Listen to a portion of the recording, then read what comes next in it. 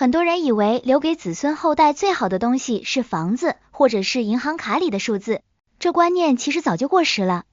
真正的行家都知道，在这个圈子里养对了花，那不仅仅是修身养性，简直就是在家里种摇钱树。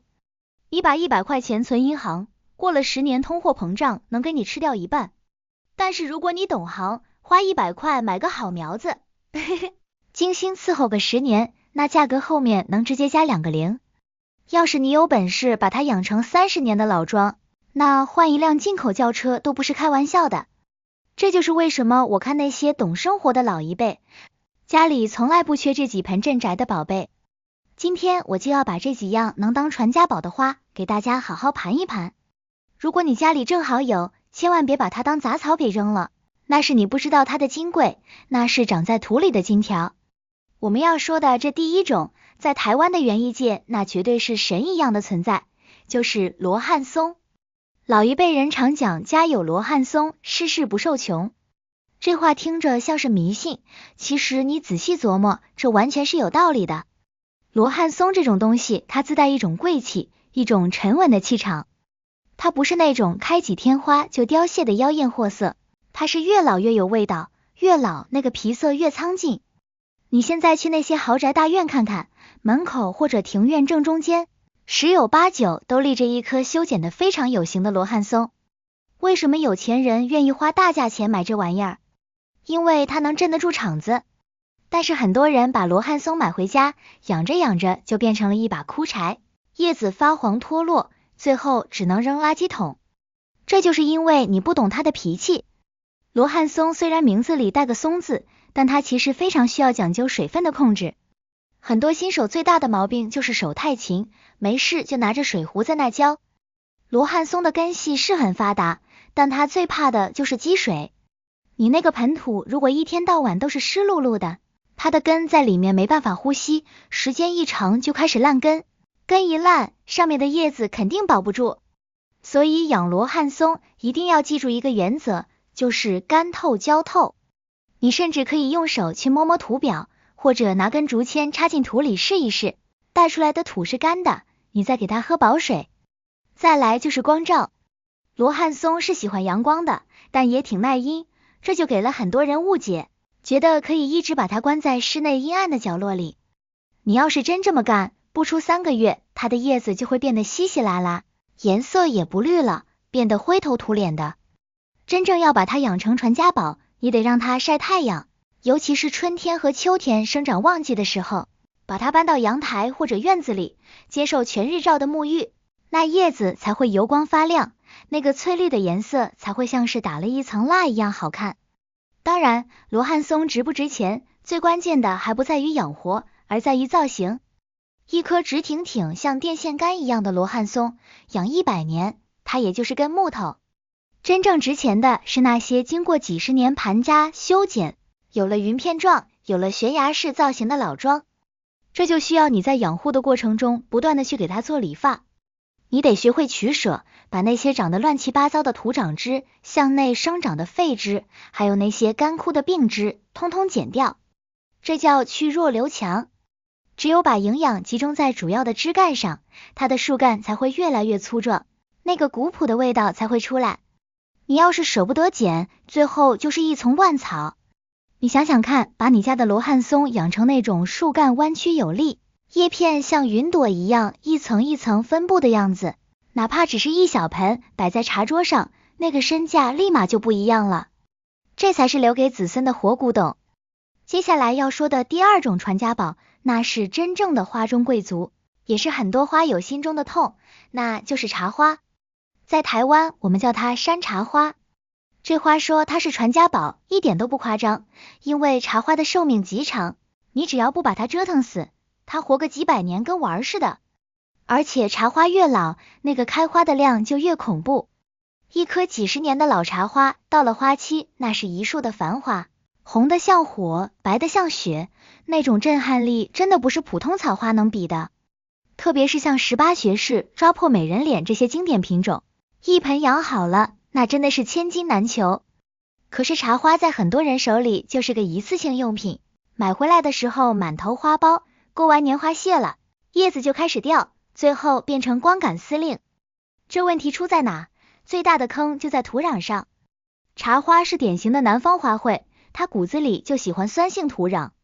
我们很多花友家里的土，特别是北方的朋友，或者是直接用那种建筑工地弄来的土，碱性太重。茶花在碱性土里，它就像人水土不服一样，根系根本吸收不到铁元素，叶子就开始发黄。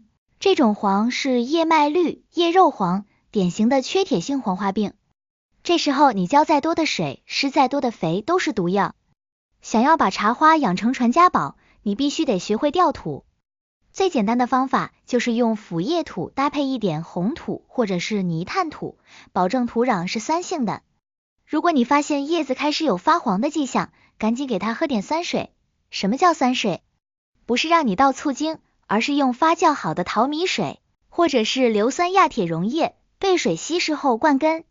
这就像是给它吃补药，能把它的命给调回来。除了土，茶花还有一个让人头疼的问题，就是掉花苞。眼看着满树的花苞还没开呢，吧嗒吧嗒全掉地上了，看着都心疼。这通常是因为你贪心。茶花这东西生殖能力太强，它会拼命的长花苞，一个枝头能挤3、4个。但是盆栽的营养有限，它供养不起这么多孩子。这时候你就得狠下心来做计划生育。一个枝头留1个或者2个最强壮的花苞就行了，剩下的全部摘掉。你别舍不得，你摘掉了多余的，剩下的那个才能开得大，颜色才正，而且还能保住母株的元气。你要是让它全部开，这一波开完，这棵树的元气就耗尽了，明年别说开花，活不活的成都成问题。还有一点特别重要，就是茶花的根系很娇气，它是那种肉质根，最怕闷。所以你的花盆千万别选那种又深又大的瓷盆，看着好看，其实不透气。最好用紫砂盆或者瓦盆，底下垫上一层陶粒或者碎瓦片做滤水层。浇水的时候一定要看天气，阴雨天千万别浇，大夏天千万别中午浇。你要像照顾婴儿一样照顾它的根，根养好了，这棵茶花才能陪你走过10年、20年，成为真正的传家宝。第3种我要推荐的是被称为君子之花的君子兰。这东西在前些年被炒作成天价，虽然现在泡沫破了，价格回归理性了，但是你如果家里有一盆养了20、30年的老君子兰，那依然是无价之宝。真正的老君子兰，那个叶片是有质感的，摸上去像皮革一样厚实，纹路清晰，这就是岁月的沉淀。而且老庄的君子兰，那个群兰爆发的时候，几10个花剑一起抽出来，那个场面真的是富贵逼人。养君子兰最核心的秘密就在它的肉质根上，它的根像是一条条白白胖胖的虫子，里面全是水。这种根最怕什么？最怕烂，一旦土里积水或者土不透气，这根马上就化成水了。所以养君子兰，土是关键中的关键。你不能用纯泥土，你得用腐叶土混合花生壳、松树皮，甚至掺点煤渣，要的就是那种疏松透气，水倒进去，唰的一下就流出来的感觉。很多人的君子兰养着养着叶子就不长了，或者变得很窄很薄，一点精气神都没有。这往往是饿的。君子兰是著名的油料作物，它特别喜欢吃油。你没听错，就是油。老手养君子兰，在换盆的时候会在盆底垫上一层炒熟的麻子、苏子，或者是废弃的抽油烟机油盒里的废油，当然那个要发酵处理一下。这些油料作物在土里慢慢分解，释放出来的磷钾肥，能让君子兰的叶子长得又宽又厚，纹路就像雕刻上去的一样清晰。这叫叶不离油。还有一个让大家很抓狂的问题，就是夹剑。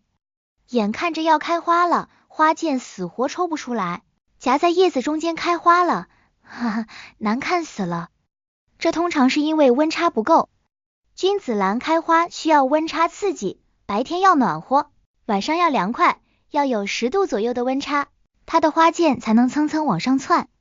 如果你的君子兰夹剑了，别急，把你家喝剩下的啤酒兑水稀释50倍，交给他，或者是把花盆搬到黑暗的地方关几天禁闭，有时候也能逼着他把花剑抽出来。要把九重阁养成这种境界，你得学会虐它。这花有个外号叫懒人花，其实更准确的应该叫贱骨头。你对它越好，天天好喝好喝伺候着，它就光长叶子不开花，长得绿油油的，那是给你看的吗？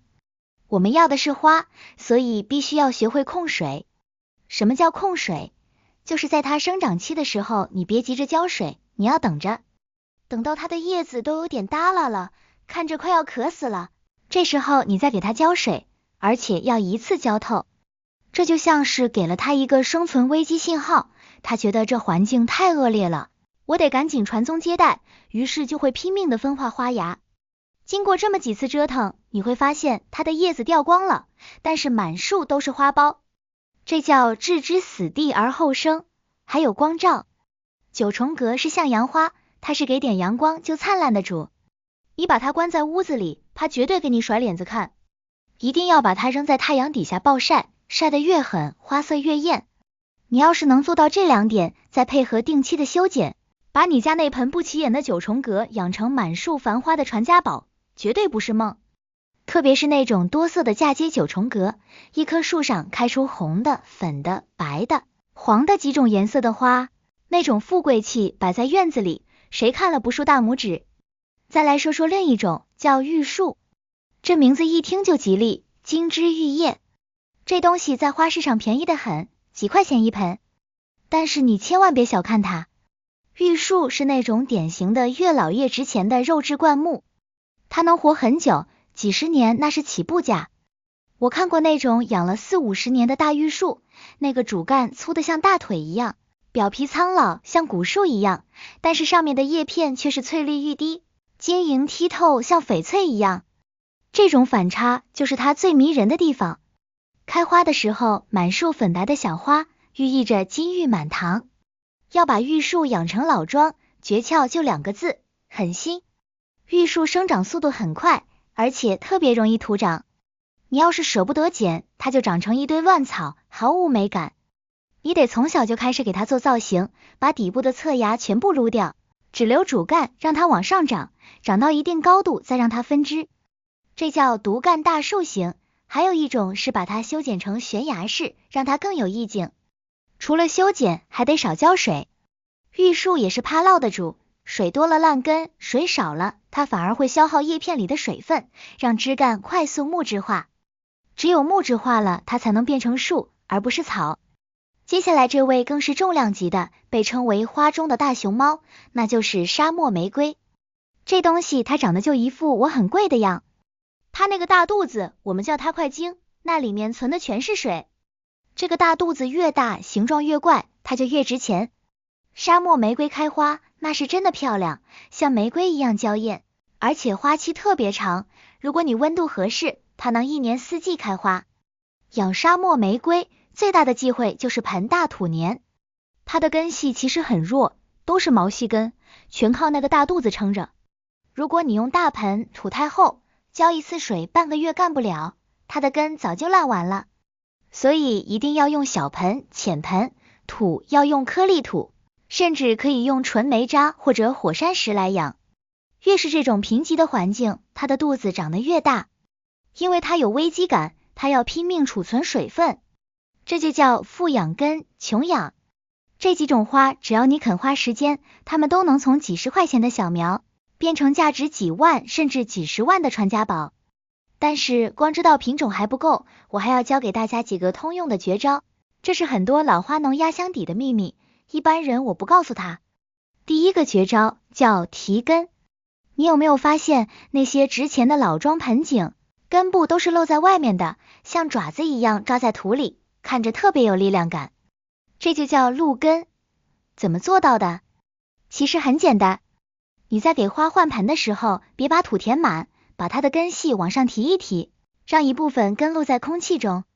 刚开始它可能不适应，你可以先用土陪着，然后每次浇水的时候用水流把上面的土冲掉一点，慢慢的根就露出来了。这些露在外面的根，经过风吹日晒，表皮会变厚，颜色会变深，变得像树干一样苍老。这就是岁月的痕迹，这就是钱。罗汉松、九重葛、沙漠玫瑰都可以用这一招，身价马上翻倍。第二个绝招是自制神仙肥。很多花友舍得花钱买花，却舍不得买好肥，或者根本不懂施肥，瞎买那些化学肥料。其实最好的肥料就在你家厨房里。想要花开的大，颜色艳，磷钾肥是关键。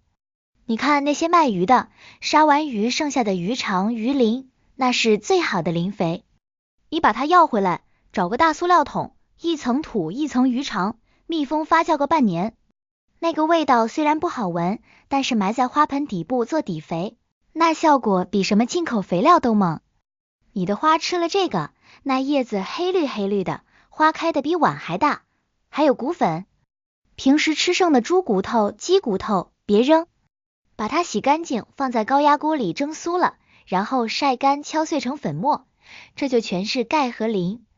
在盆土表面撒上一层，或者拌在土里。这东西肥效长，不烧根，能管1年。植物吃了它，根系长得特别壮，抗病能力杠杠的。这就叫吃啥补啥，植物也一样。第三个绝招叫嫁接，这也是让你的花身价倍增的捷径。你有一棵沙漠玫瑰，它只开红花，虽然好看，但也不稀奇。但是如果你手巧，在它的枝头上嫁接上白色的、黄色的、复色的品种，一棵树上开出5颜6色的花，那就叫什锦树，那就是独一无二的艺术品。蟹爪兰也是，你可以把它嫁接在仙人掌或者量天尺上，让它长成好几层，开花的时候像个花塔一样，那气势绝对震撼。嫁接其实不难，关键是练手，多试几次，掌握了形成层对齐的诀窍，你就是园艺大师。养花养到最后，养的其实是一种心境。你看着一粒种子发芽，看着一棵小苗长大，看着它在你的呵护下度过春夏秋冬，经历风霜雨雪，最后变成一盆苍劲古朴的老庄。这个过程其实就是人生的缩影。我们常说人养花3年，花养人1生，花草是通灵性的。你对它付出了心血，它就会用最美的姿态来回报你。它会净化你家里的空气，调节你家里的磁场，让你看着它就觉得心里踏实，觉得日子有奔头。那些把花养死的，多半是太急躁了。今天浇水，明天就想看花；今天施肥，明天就想看长个，哪有那么好的事？养花得顺应天时，该休眠的时候别折腾它，该生长的时候别饿着它。你要学会等待，就像我们教育孩子一样，不能拔苗助长。这几盆传家宝，你把它养好了，等到你头发白了的那一天，它们还在那里，甚至比你还精神。那时候你把它们交到你孩子手里，告诉他这盆花的来历，告诉他怎么照顾它。这不仅仅是一盆花，这是你一辈子的心血和智慧，这是家族的记忆。有人说现在人都住楼房，哪有地方养这么大的树？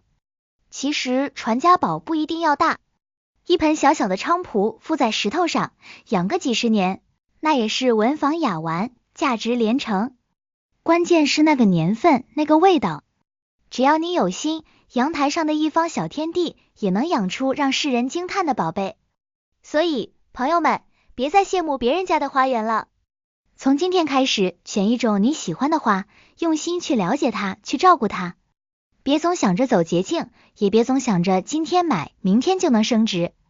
把养花当成一种修行，每天花个10几分钟，给它浇水，剪枝，捉虫。你会发现你的脾气变好了，你的身体变好了，你对生活的看法也变了。这就是花草给你的福报。在这条养花的路上，你并不孤单。我会一直陪着大家，分享更多的养花知识，挖掘更多被埋没的宝藏花卉。如果你觉得今天的内容对你有启发，如果你也想拥有一盆属于自己的传家宝，那就赶紧行动起来吧。记住，种一棵树最好的时间是10年前，其次就是现在。别让你的犹豫错过了给子孙后代留下一份厚礼的机会。这几盆花真的值得你用一生去守候。好了，今天的分享就到这里，我是你们的老朋友，我们下期再见，带着你的花一起慢慢变老。